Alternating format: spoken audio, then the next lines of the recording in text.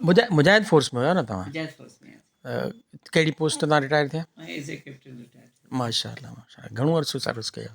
मुंहिंजी 11 साल ऐं कुझु महीना हुया। महीना हुई। हाणे वली बि हिन इलाइक़े जो हुयो? न वली मोहम्मद वली मोहम्मद जंहिंजी जेको तव्हां ॻाल्हि हुयो, कई? उहो कोलाब जेल जो हुयो। अच्छा, कोलाब जेल जो हुयो। कोलाब जेल तव्हां सां गॾु हुयो?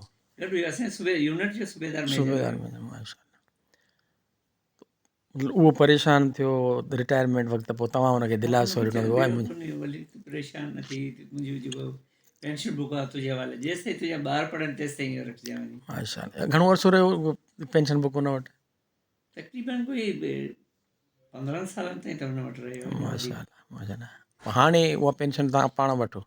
न, हाणे ॿिया जेके ॿार पढ़नि था न, उन्हनि जे हवाले कया। मुंहिंजा हिन महिल मज़हर में जेके आहिनि 15 ॿार था पढ़नि, नियाणियूं मुंहिंजियूं आहिनि, बाक़ी ॿिया सभु ग़रीबनि जा आहिनि। ग़रीबनि जा ॿार हिन इलाइक़े जा? ऐं हिते जेको स्कूल खुलियो उन में 350 ॿार आहिनि, उहे सभु थर जा ॿार आहिनि। माशाअल्लाह। टीचर या ॾुराणा जेके ॿार आहिनि इहे रहंदा आहिनि।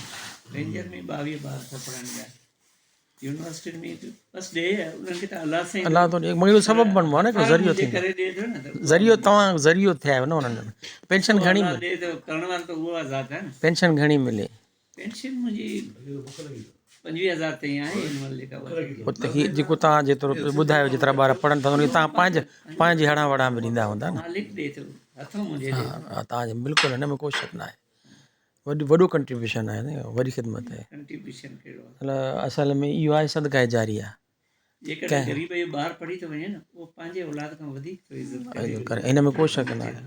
बिल्कुलु सही था चओ।